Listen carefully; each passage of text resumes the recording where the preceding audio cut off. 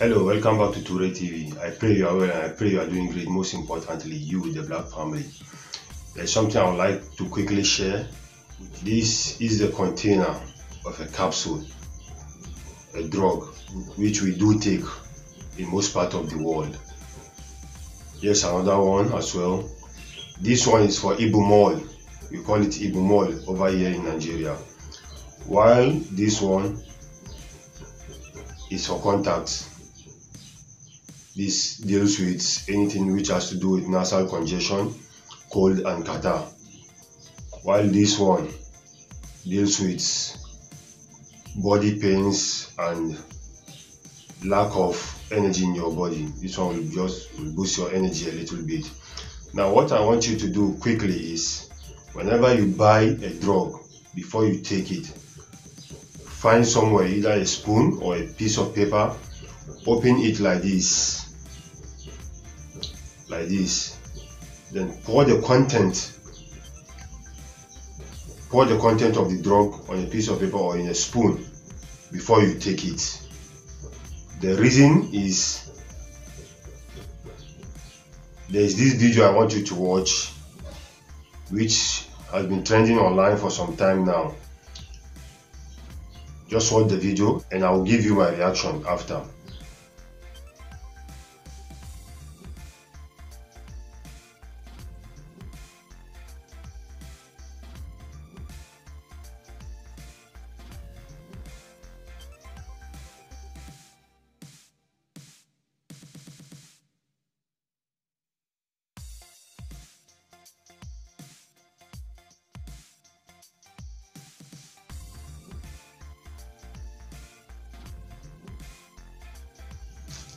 You see, in Africa, we don't manufacture anything.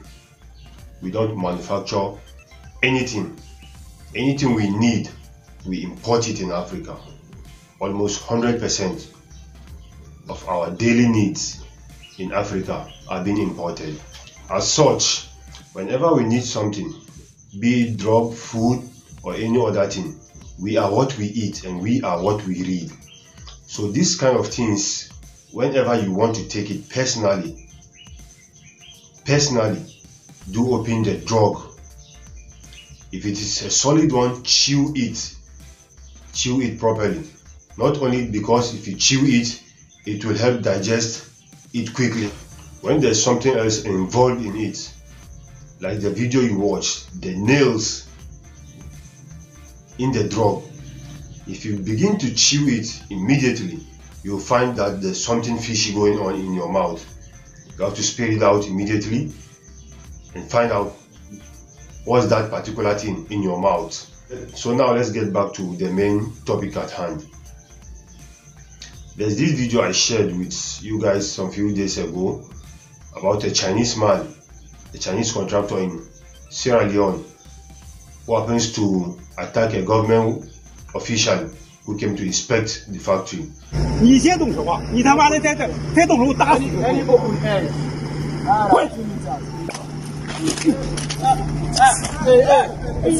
！Hey, left, hey.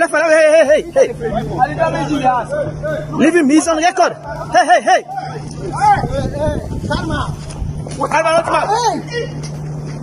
He's on record, leave him.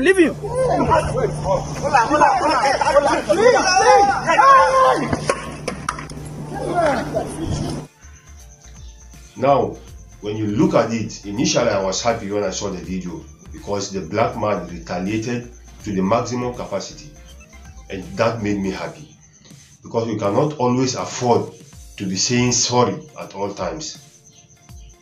Even if we happen to be the ones who are being oppressed, we cannot continue to keep on saying sorry. It is high time we begin to take matters literally into our hands, because these various governments who happen to cause all these problems in Africa are the ones who made these other people, these races, to come into Africa, make money out of Africa, and then insult us again.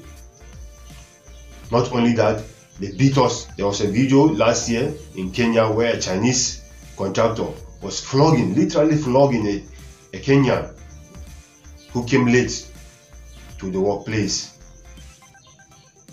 and he flogged him. And what happened? I don't know. I don't know what happened later on.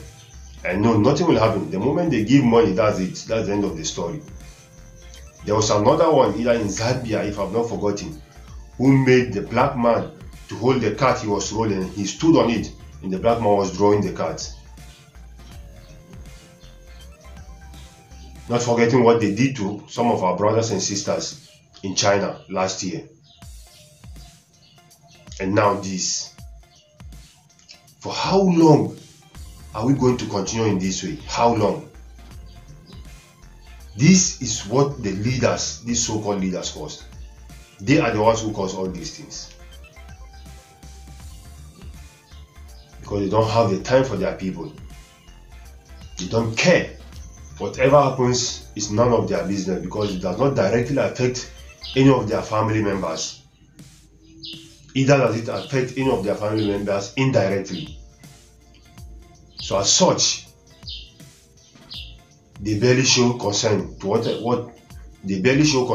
happening to their people in their own country.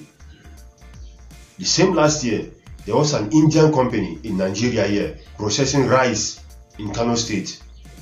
They did the same thing to their workers and stopped them from going out because of COVID-19. These are the so-called leaders that we have in Africa. A bunch of useless old men who do not have the insight or the foresight to see what's going on. When Charles de Gaulle and Bismarck and other Europeans gathered in Berlin years back to demarcate African countries, they knew that in 100 years to come they will not be alive. Yet they went ahead to do what will be beneficial to their own people. But today, what legacy are these so-called African leaders leaving behind? Apart from mansions, which will be useless after they are gone. These are the kind of leaders that we have. And someone might be thinking, oh, we are the ones who elected them, so as such they can do whatever they like. No, far from that. Most of these countries, most of these so-called leaders in Africa that you think that we are the ones who elected them, were actually imposed to us by the imperialists in the West.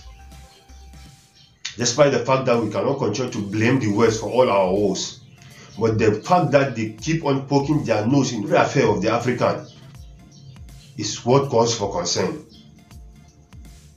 The other day I was watching a video of Dr. Arikana, and she made a comment on, there was a discussion going on in Africa about African peace and security, and almost half of the room was Western people, Europeans, white people.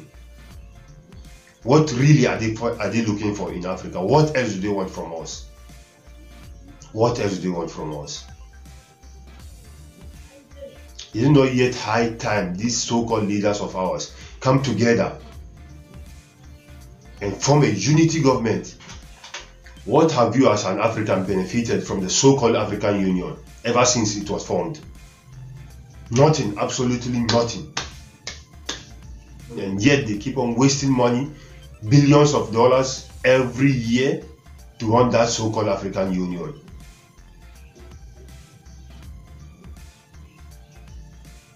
For how long? For how long? It is a sad situation, very, very sad situation. But what do they care? They don't give a damn, because it does not affect them directly or indirectly. For corruption, that they are good at it. But for them to come together and stop only the French from exploiting Africa, they have failed woefully. From 1945 up till date, they could not do anything about it. For how long are we going to continue this way? What will the generations coming face if we don't put an end to this? Why must they keep on relegating the problem to generations yet unborn? Because few of them have some money, few of them have positions because they can afford to go to the Western world to fix their healthcare system. That's why they allow the ones in their countries to be neglected.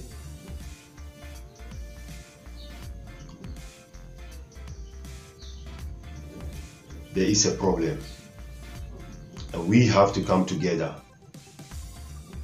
like this to help each other out. In the words of Dr. Arikana, we don't have to even like each other. How much more love each other?